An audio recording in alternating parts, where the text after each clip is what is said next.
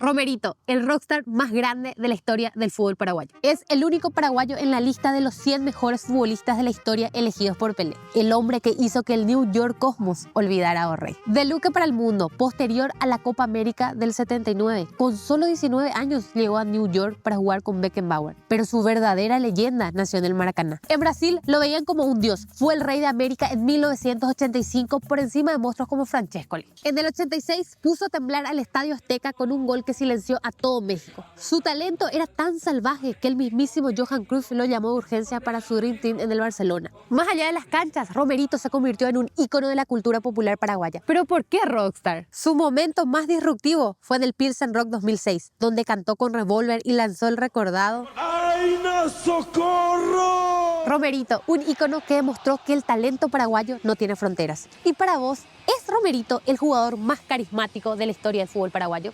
Te leo en los comentarios.